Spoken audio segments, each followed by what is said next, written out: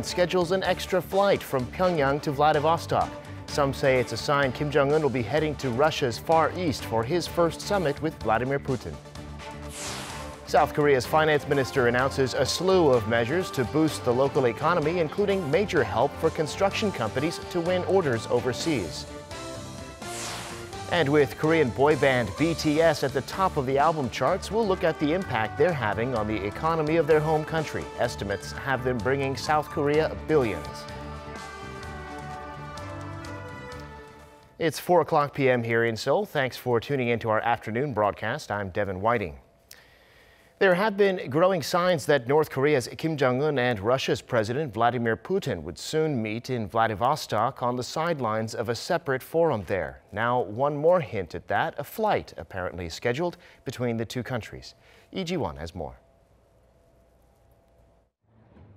An extra flight from Pyongyang to the Russian city of Vladivostok has been scheduled for North Korea's Air Koryo next Tuesday. The plane is to take off at 11 a.m. and arrive in Vladivostok's international airport an hour and a half later. Flights from Pyongyang to Vladivostok are normally scheduled for every Monday and Friday. The extra flight schedule has been confirmed by an official at Vladivostok International Airport, but the official said they do not have the exact details of it. The information is not yet up on Air Koryo's website.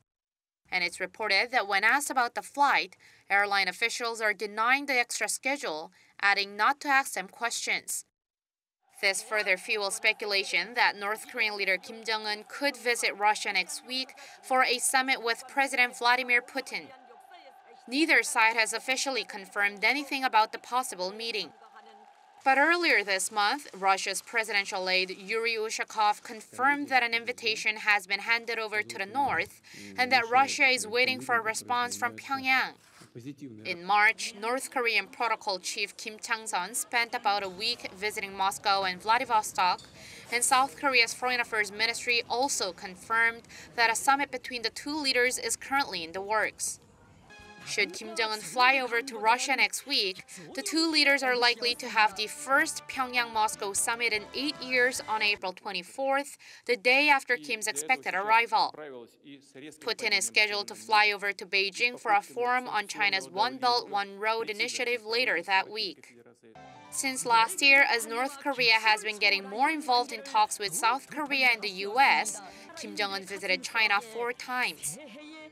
And with the Hanoi summit collapsing without an agreement, watchers have been speculating that Kim is also likely to try to highlight the North's alliance with Russia. Lee Ji-won, Arirang News. The U.S. Special Representative for North Korea is also due in Russia to discuss the North's denuclearization, though he'll be in Moscow, not the Far East. According to the U.S. State Department, Stephen Biegun will be there from Wednesday to Thursday for talks with Russian officials about advancing North Korea's final, fully verified denuclearization. The Kremlin says preparations are ongoing, but there's been no final decision on the time or location. Meanwhile, South Korean President Moon Jae-in is in Turkmenistan. He's on a 3-nation tour of Central Asia as part of his new northern policy meant to strengthen ties with countries to the north of the Korean peninsula and with Central Asia. On the first leg of his trip, he's meeting with the president of Turkmenistan. Our presidential office correspondent Shin Se-min reports. President Moon Jae-in's first of 3 days in the city of white marble Ashgabat will see the South Korean leader push to improve bilateral diplomacy through various meetings, as well as the inking of a number of business deals. After arriving late Tuesday for a state visit to the country, President Moon will hold a summit Wednesday with President Gurbanguly Berdimuhamedov. The two will discuss ways to ramp up bilateral energy cooperation as Turkmenistan sits atop the world's 4th largest natural gas reserves. As his first visit to Central Asia since taking office in 2017, the presidential office says President Moon's trip is a chance to open cooperation in various areas, not just in energy, but in transportation, logistics, and infrastructure, as well as the ICT sector, and allowing Korean firms to enter the resource-rich nation. During his stay, the president will tour a $3 billion petrochemical plant site in Kianli that was built by the global consortium led by Korea's Hyundai Engineering, the largest business project ever carried out by a Korean firm. Geopolitically speaking, the country is situated in a strategic point between India and Europe, linking the two regions together. Multiple layers of construction on the infrastructure front are ongoing, including railways and roads. Combine that with our administration's new northern policy, and our firm's chances of expanding overseas grows exponentially. The president's push to expand Korea's diplomatic partnerships to the north of the country will begin with one of the region's powerhouses, Turkmenistan, where he will focus on adding another layer of economic ties and lower the bar for Korean firms to enter the market. Shin Se-min, Arirang News, Ashgabat. In other news, investigators are trying to figure out what started the fire that devastated Notre-Dame Cathedral earlier this week. For now, they've determined that it's safe to go inside, so hopefully soon they can pin down a cause. Hong Yu has the latest. French prosecutors have said the fire that tore through the world-famous Notre-Dame Cathedral was probably an accident, as they found no evidence of arson so far. The investigators are working on the assumption the inferno was accidental. About 50 police officers are working on the probe and have been questioning 15 workers involved in renovations to the cathedral's roof, where the fire broke out.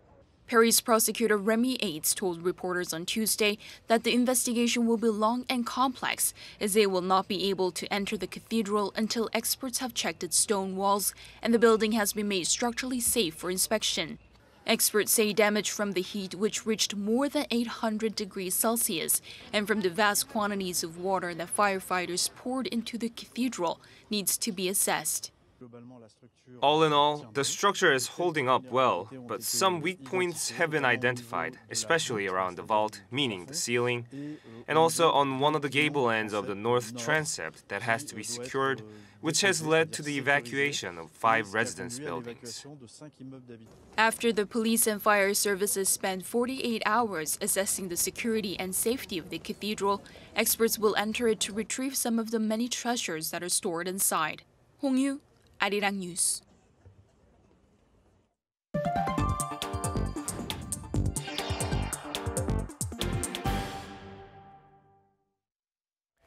South Korea's finance minister has announced several measures to help boost the struggling economy, ranging from health products to nuclear power. First of all, big supermarkets and department stores will be allowed to sell so-called health functional foods, like supplements that come in pill form.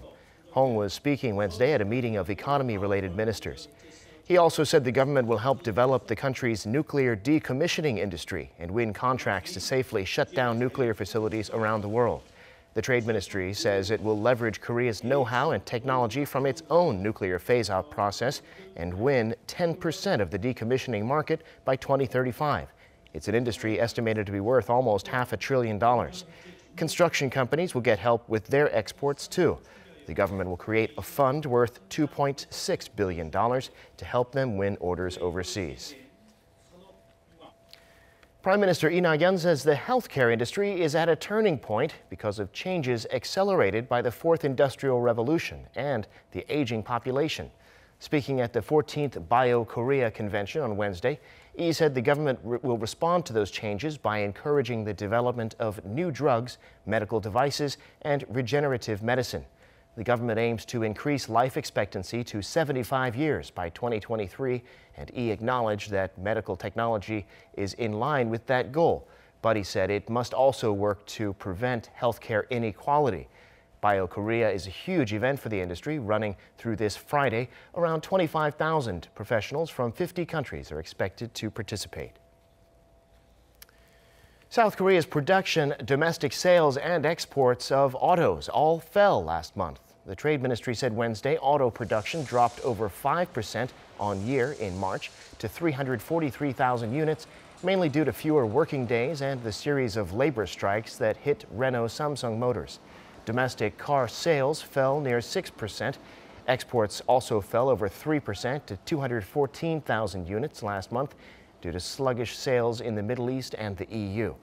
Renault Samsung Motors in particular saw its exports nosedive over 60% on year.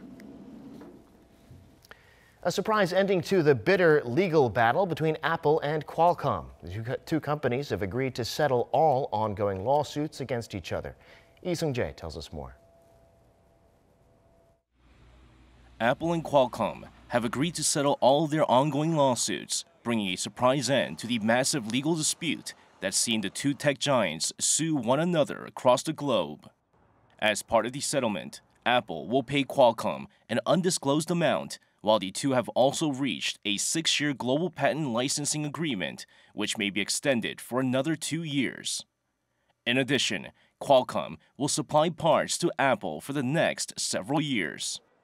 Prior to the settlement, the two tech companies had been fighting each other in the courts for the past 2 years over Qualcomm's patent licensing practices. Apple accused Qualcomm of charging unreasonably high fees for essential patents and using its position as the dominant supplier of smartphone modems to demand such fees.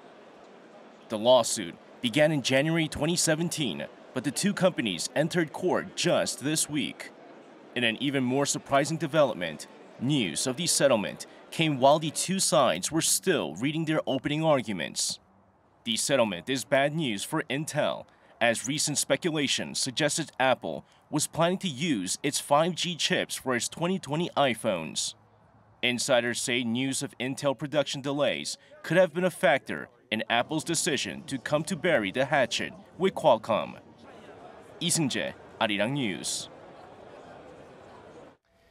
Now it's time for an in-depth look at the markets here in Korea and around the world. And for that, we have on the line Dr. Yang Jun-seok, professor of economics at the Catholic University of Korea. Dr. Yang, thanks for joining us today. Good afternoon. Good afternoon. Well, let's start with the big picture here. The U.S. is already in a trade war with China. Now it's looking to put some pressure on Europe, Japan, and other countries. This would, of course, mean a fall in global trade. What's happening here, and to what degree is Korea in the crosshairs?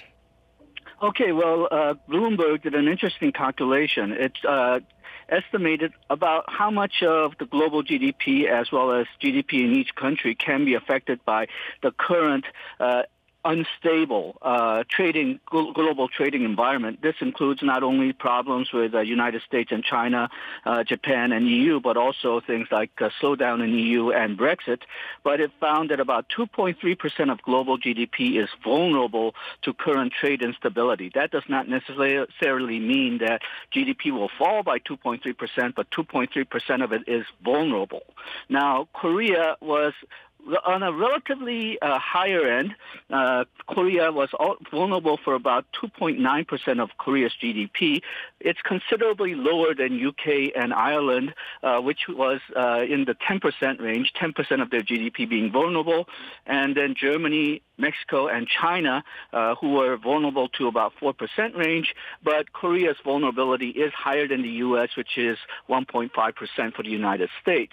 So Korea is vulnerable, but it's not going to be enough to, I think, really cripple the Korean economy, at least unless the trade war really becomes a lot rougher than it is currently. What's more worrying, though, is that some of the issues that the United States is bringing up against Japan and Germany may affect Korea later on as well. The type of issues that U.S. is interested in, automobiles, agriculture, digital trade, freedom of flow of information, currency manipulation, those are all that could be used against Korea in the future if United States gets its way against Japan, China, and EU.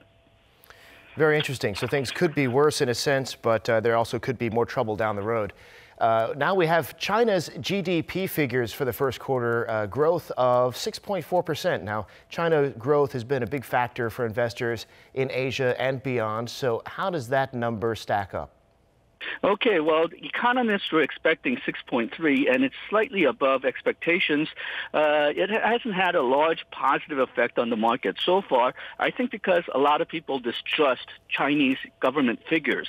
There has been a lot of accusation that China were manipulating these numbers to come very close to government targets, but China has been working very hard to increase the believability of its numbers.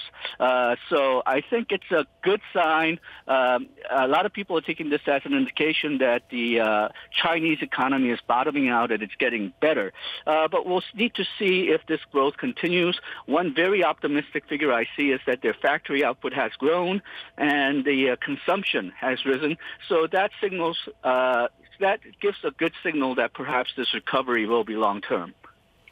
Got it. Well, going back here to Korea, President Moon, or rather to Central Asia, is where President Moon is going. Now, the idea of that trip is to build closer ties with that region, with Turkmenistan, the first stop on his trip. This is part of the new Northern policy. Now, what do these countries and Korea stand to gain from any deals that come out of this trip? Okay, well, the interesting thing about these countries is that they're all landlocked countries. They do not have access to ocean freight. So they very much need domestic infrastructure, transportation structure, regional ones as well, so that they could deliver their goods to ocean ports. And they also need political and trade economic cooperation to make sure that there's no political or trade impediments for their goods to go to ocean ports. The lack of access to these ocean ports has been one reason why, even though these countries do have large amounts of natural resources, they haven't been able to develop as much as expected.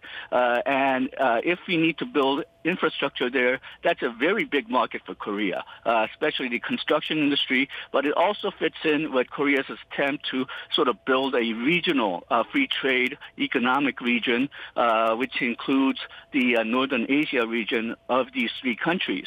So I think the short-term goal is to get some contracts for Korean businesses, construction businesses, but the longer and more important goal is to set up a regional economic area so that Korea can build a lot of infrastructure, which will help not only Korean construction firms, but also the those three countries which are landlocked. All right, we'll be watching that trip, which goes on for the next week. Thanks, Professor Yang, for your insights today. Thank you. Now, the government raised taxes on big companies a couple of years ago, but it looks like the revenue collected from them was far more than originally projected. And those taxes, some experts say, are hurting business. Go Eun-hee reports. In 2017, the South Korean government increased its corporate tax rate to 25% from 22% for companies making net profits exceeding $263 million a year. This move was intended to create a wider tax revenue base and give smaller businesses a helping hand. According to the Korea Economic Research Institute on Wednesday, the increase in corporate tax revenue was around $4 billion last year, more than double the government's projection. The research was based on 517 Kospi-listed non-financial companies, with the analysis focused on 38 of them subject to the government's tax hike to 25%. The institute added that the actual amount will be even larger because its research was only centered on listed firms. An expert says the higher corporate tax rate is hurting the economy. The burden of high corporate tax rates will negatively affect companies' investment and employment activities. Sluggish exports and low domestic demand just makes matters worse. Then how can the tide be turned? The institute suggests reducing the corporate tax rate like other countries, including the United States. If this measure is not feasible, the institute says various support measures such as providing other tax benefits could also be considered. Koryo, Arirang News.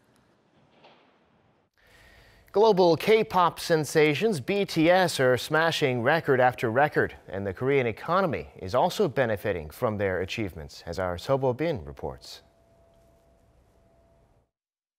South Korean K-pop stars BTS have had massive success in the global music charts, and this success is trickling over to the Korean economy. As global awareness of BTS rises, more foreign tourists are visiting Korea, and exports of Korean consumer goods are increasing. According to the Hyundai Research Institute, the impact of BTS on the Korean economy last year is estimated at $4.93 billion. This is about 26 times the average revenue of a local mid-sized firm. The economic impact mainly seems to come from the effect of advertising through SNS or YouTube. Advertising linked to BTS is a key factor for companies' profits, and that can lead to an increase in consumer goods exports as well. From when BTS debuted until end of last year, it has been estimated that an average of 800,000 foreign tourists per year have visited South Korea due to BTS. Clothing, food, and beverages exports have also benefited, with cosmetics exports increasing by 0.72 percentage points for every 1 index point increase in awareness of BTS. With such impact, BTS has given the name walking conglomerate, and their success has put many other K-pop artists in the spotlight as well. With the support of their loyal fan base, BTS will likely continue to boost the Korean economy. 서보빈, Arirang News. And the number of Japanese visitors to South Korea continues to rise, despite the two nations' less than favorable diplomatic ties. Kan Hyung-woo tells us why. South Korea's tourism industry is welcoming the rising wave of Japanese visitors.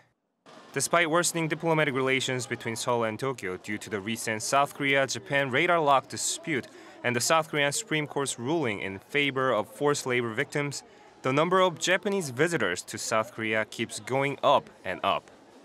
According to the Korea Tourism Organization, the number of Japanese visitors posted more than 20% on-month increases in January and February.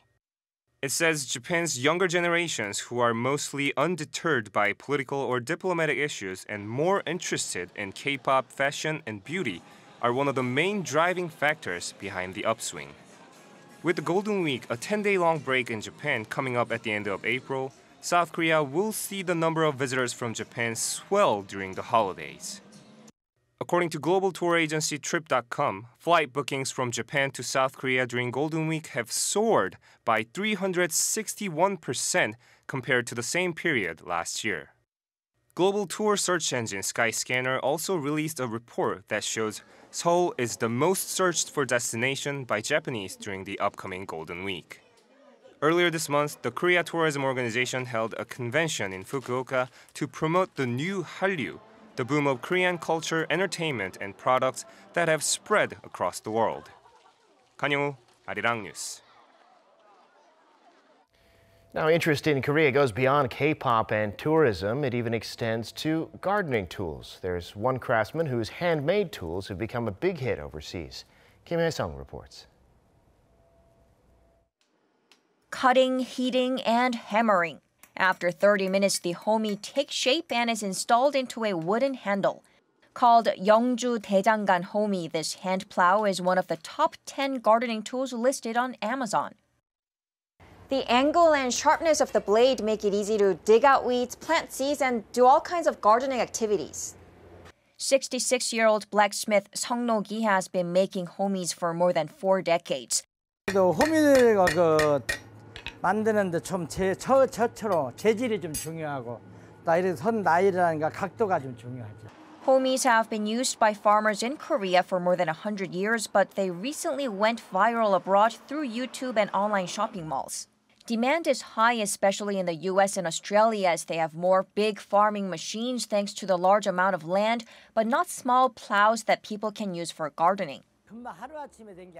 Delicately handmade and sturdy, this is what differentiates our homies with mass-produced gardening tools. They didn't become popular overnight, though. After putting homies on Amazon website around 10 years ago, a few started being sold. Then in 2018, it suddenly became popular thanks to a word of mouth and reviews. 2,000 homies were shipped abroad last year. In the first quarter of this year, more than 1,000 homies were sold outside of Korea. Given that Seok can only make 60 homies a day, they're currently out of stock. Designated by the local government as a top master craftsman last year, Seok says his hopes are to improve the working environment and to have an apprentice and pass down his craftsman skill. In addition to homies, thanks to the power of YouTube and online reviews, traditional Korean goods like dolsot, a hot stone used for cooking, and traditional blankets are also going viral abroad. Kim Hae-sung, Arirang News. The Jeju provincial government has canceled the permit of the Chinese-owned medical center that would have been Korea's first for-profit hospital after it missed the deadline to start medical services. At a press conference on Wednesday, Jeju Governor Won Hee-ryong said Jeju decided to nullify its conditional approval for the Shanghai-based Greenland Group after reviewing the results of a public hearing conducted on March 26th. He added that Jeju has not been given a proper reason why the hospital's opening had been delayed. The Chinese group had recently requested an extension to the March 4th deadline to open the center.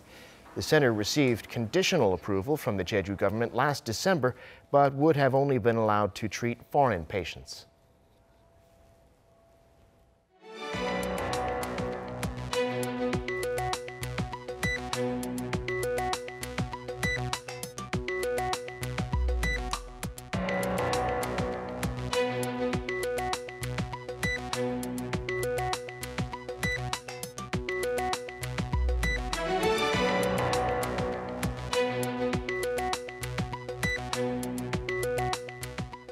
And that does it for Arirang News at this hour. Thanks for watching. More coming up at 7 p.m. Korea time, so do check back in.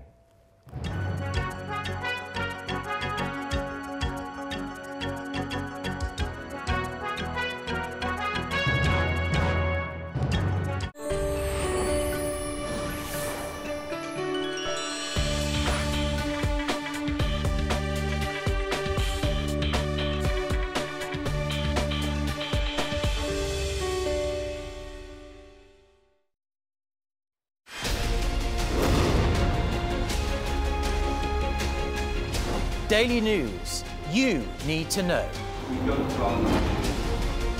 Breathing life into stories.